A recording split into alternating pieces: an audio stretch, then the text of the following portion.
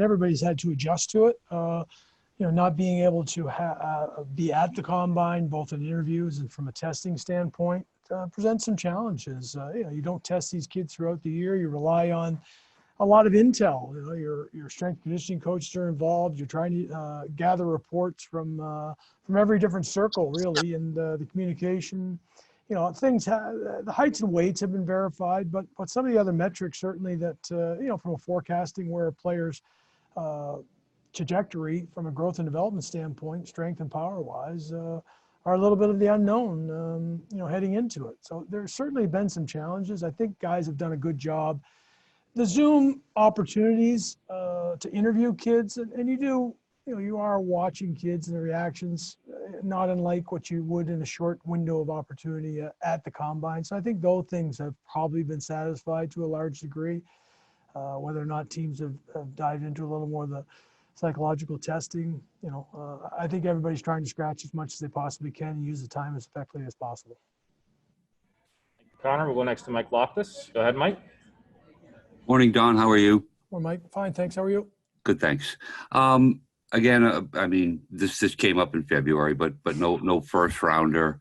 Are you, how difficult is it to go into that first night and not have that, or would you like to try to to reobtain one some way? Well, it's certainly difficult. Your scouts doing a tremendous amount of work, and you'd like to reward them. Clearly, first round is talent laden. I mean, the draft is deep overall, but I think if the opportunity presents itself, we're going to have to explore it. There's been plenty of talk overall. There hasn't been a heck of a lot of movement, player movement and such, but we're getting down to the final stages. So if anything's going to happen, it has to happen, within the next 48 hours, to get in if you're trying to trade back in. And there's been some discussions. It's expensive this time of the year. Yeah. Great. Thanks. Yep. Thanks, Mike. We'll go next to Steve Conroy. Go ahead, Steve. Hey, Don. Sorry, I was having some technical difficulties there. Were you asked about Z in where you are with him? No, you're the lucky one to ask me first, Steve. I'm sure it might have been on other people's agenda. I've met with Zdeno, had conversations, going to continue to have conversations so that, we have to be on the same page as we move forward. And we've conveyed where we are with that. And we're going to continue to have communication with he and Matt Cater. Is his role part of the issue, or how is it going?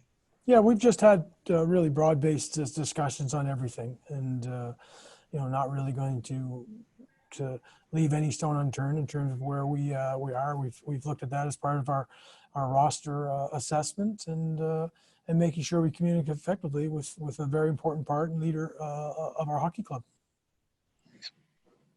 Thanks, Steve. We'll go next to Jimmy Murphy. Jimmy Murphy, you can unmute yourself. Go ahead. Hey, Don. How are you? Morning. How are you? Good. I was wondering if you could clarify something for me. It's just kind of come up in the news in the last 24 hours. Does Tuukka Rask have a no trade and no movement clause by any fashion as of October 9th?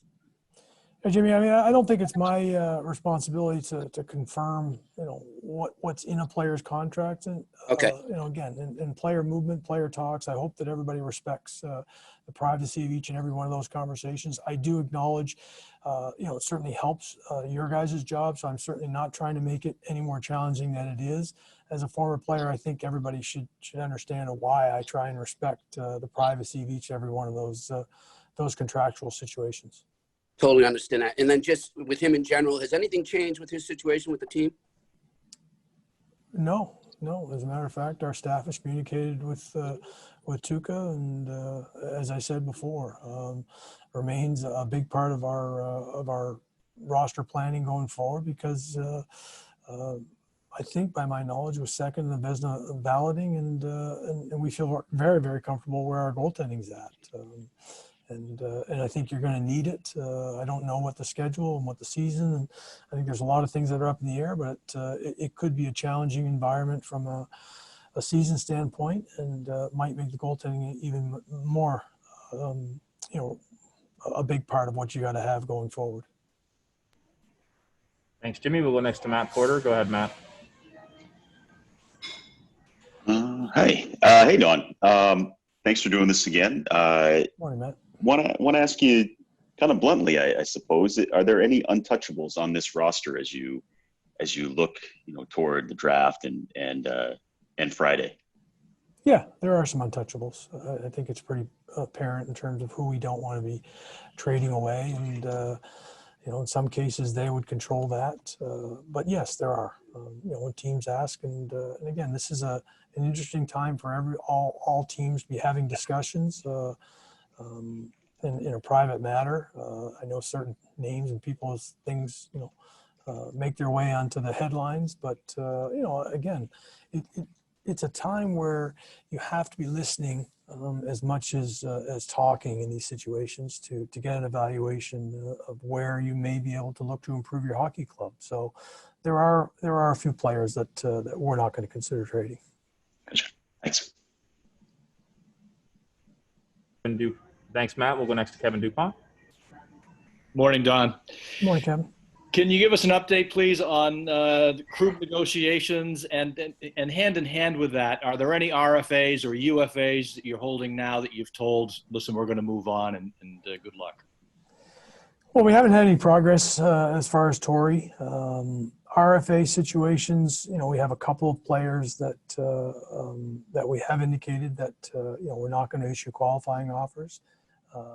And we've had a talk with Joachim Nordstrom that, it may be challenging for us as well. I've had good communication with JP on that front, but I made sure that I spoke with him, that I wasn't going to be aggressive in trying to sign him in the short term. Didn't mean we wouldn't reconsider it, but I wanted to make sure that he had an early heads up. And could you identify those QOs, the non-QOs? In all likelihood, Brett Ritchie and Cameron Gauntz would be the two players we would not issue qualifying offers to. Okay, thank you. Yep. Next to Fluto Shinzawa. Go ahead, Fluto. Hi, Don. Just a kind of a global look at your goaltending with two guys heading into their last years, and then the next wave with limited, if none, NHL experience. So with that in mind, is this a position that you would want to reinforce in this stretch, or just hands off for now? Reinforce through draft, through acquisition? Fluto, can you clarify for me, please? Sure. For the short term, for a trade or signing, a kind of maybe an experienced goalie or an age maybe a little bit under Yarrow and Tuukka, are those avenues that you would consider? Well, I think we'll consider everything. I mean, there's some unique challenges on the horizon with as far as expansion. You acquire players, where we go with both our current goaltenders moving forward, whether we decide to extend either one of them. So a lot of different factors involved. Looking forward to where the development of our young goaltenders are, and roster planning associated with who might be on the horizon in a year from now. And obviously those are a lot of variables that you might not have complete answers on. But again, you could make one acquisition and think you're in a great spot, and all of a sudden you decide to extend and you've got expansion issues. So there's a lot of variables in play that we're going to try and take into full account and make the decisions. We feel great about where our goaltending's at. We've got some young kids that to your point, don't have any NHL experience, but have a bright future in front of them.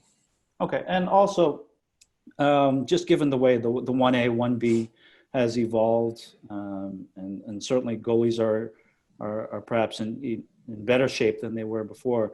What is your view on just your traditional thinking as far as goalies and age and forecasting future performance? Are they in line for perhaps better performance later into their careers than they were before in general?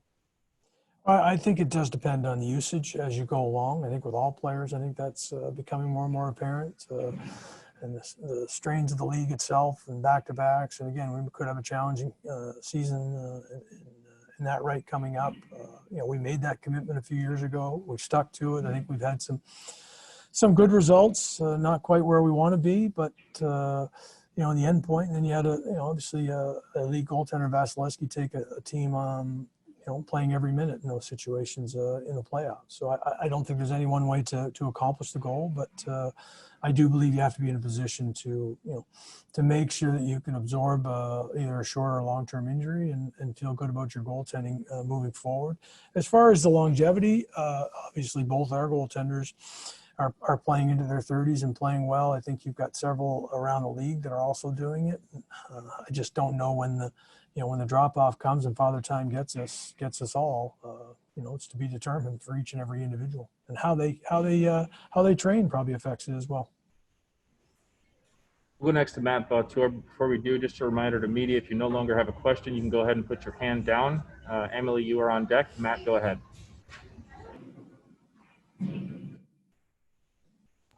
Matt, do you have us? All right, we'll go next to Amalie Benjamin. Go ahead, Amalie. Yeah, hey, Don. Morning, Emily. Morning. When you look at just sort of the overall picture of how you're dealing with this offseason with free agency, with the draft, how much does the uncertainty play into that? How difficult has that made sort of going ahead with what you guys are going through right now? Well, it certainly has played a factor in how we look at things, and I think every team has treaded lightly in that regard. You just have so much uncertainty outside of maybe players that or teams that'll go to arbitration, where you can sort of prepare accordingly in a vacuum, so to speak, because those cases are going to be what they are. Everything else is sort of a complete unknown, and it's guesswork, best guess. Obviously, some teams may be aggressive and other teams may not. We're trying to assess where our current RFAs are and where they fall, and then how aggressive to be in the open marketplace, or to be, stand back and wait to see if other teams need to do things accordingly, react. I think we're in a decent position that way. We have some flexibility. We're not tight in some of those situations, and we've got to make some hard decisions. I think every club in the league has to make hard decisions in that regard, Emily. And the element of the unknown is certainly a factor here in terms of what our season moving forward is going to look like. And there's probably only a few people in our business that have maybe the most knowledge to be able to help you, but I might not be one of them in that regard. We're all trying to gather the same information and how we're going to look moving forward. And but my job is to try to improve this hockey club, and that's what we're trying to do, both through the draft or through free agency or through acquisition. We'll go next to Mike Loftus. Time for a couple more, and we'll wrap it up with Kevin Dupont. Go ahead, Mike. Don, with regard to that uncertainty and things like flat caps and things like that, as entering this draft, I mean, is there maybe any more discussion between teams about player movement, trades, contracts, things like that? I mean, there's been a tremendous amount of conversation, and a lot of it has focused around the financial aspect of each and every team. Obviously, some teams have acquired some players because they have a lot of flexibility, and some teams are in a very good position in controlling, especially early in the draft board. So there's been a lot of jockeying, a lot of conversation. I don't necessarily know whether or not anything has moved forward at a rapid pace, but it's not without trying on everybody's behalf to see what teams are looking to do. There's just been a lot of conversation throughout. Thanks. Yep. Thanks, Mike. We'll wrap up today's availability with Kevin Dupont. Go ahead, Kevin. Don, to revisit the Krug issue, he's been very blunt about that. This is my time to make money. You've said along the way you perfectly understand the player's position on that. So given that we're about 96 hours away, have you reached to the point now that you feel it's a fait accompli that he will leave? Have you received offers to acquire his rights, and is that something you'd consider? Yeah, we consider anything at this point in time, Kevin, including the fact that several free agents have gone, tested the market, and come back to the same place that they were at, and it's something we would also consider. There's no way now you're going to change my opinion of what I think Torrey has the right to do, and I believe that. So he's put himself in a great position, either with us or with other teams that have interest in him. And but I'll listen to any situation that might improve our hockey club and move forward from there if it plays out that way. Has this been any more frustrating or difficult, because you've had a number of sticky deals to get done? Has this been inordinately so? Just, I guess, what's the temperament behind this? No, there's nothing. There's no animosity whatsoever in the situation, with this player. And every team has sticky deals and trying to thread the needle, so to speak. And in this day and age, with the salary cap and competitive environment that we're all in and trying to win, it's those things collide.